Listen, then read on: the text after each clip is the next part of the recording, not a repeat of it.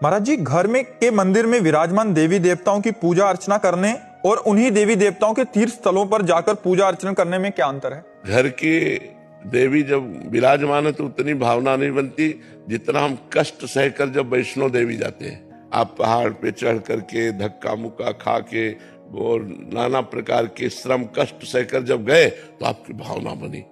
वो भावना घर में नहीं बनेगी। जब आप चल के पैसा लगा करके और यहाँ वृंदावन आए और यहाँ जब दर्शन करेंगे तो आपके भाव कुछ और हो जाएंगे। और दूसरी बात है कि घर में उतनी पवित्रता नहीं है जितनी धाम में पवित्रता है।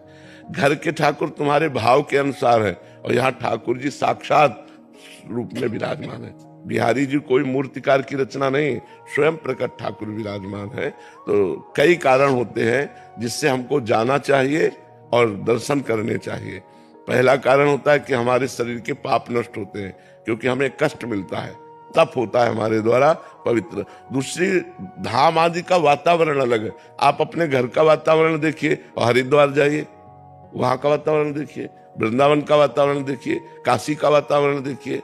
जो भगवत धाम है, जो तीर्थ है, वहां का एक भागवतिकता आपको दिखाई देगी, एक दिव्यता दिखाई देगी, हृदय में एक उल्लास होगा। एक एक कदम चलने पर बड़े भीड़ है, धक्का लग रहा है, लेकिन आपके हृदय में आनंद है। और उचक करके एक झांकी हुई तो आपको लगा। महाराज जी, घर में के मंदिर में विराजमान देवी देवताओं की पूजा अर्चना करने और उन्हीं देवी देवताओं के तीर्थ स्थलों पर जाकर पूजा अर्चना करने में क्या अंतर है? घर की देवी जब विराजमान है तो उतनी भावना नहीं बनती जितना हम कष्ट सहकर जब वैष्णो देवी जाते हैं। आप पहाड़ पे चढ़ करके धक्का मुक्का खा के और नाना प्रकार के श्रम कष्ट सहकर जब गए तो आपकी भावना बनी।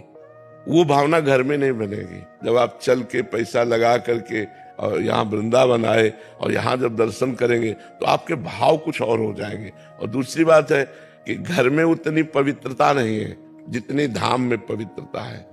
घर के ठाकुर तुम्हारे भाव के अनुसार है और यहाँ ठाकुर जी साक्षात रूप में विराजमान है।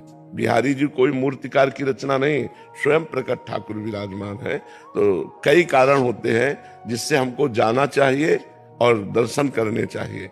पहला कारण होता है कि हमारे शरीर के पाप नष्ट होते हैं क्योंकि हमें कष्ट मिलता है, तप होता है हमारे द्वारा पवित्र। दूसरी, धाम आदि का वातावरण अलग है। आप अपने घर का वातावरण देखिए और हरिद्वार जाइए, वहां का वातावरण देखिए, वृंदावन का वातावरण देखिए, काशी का वातावरण देखिए।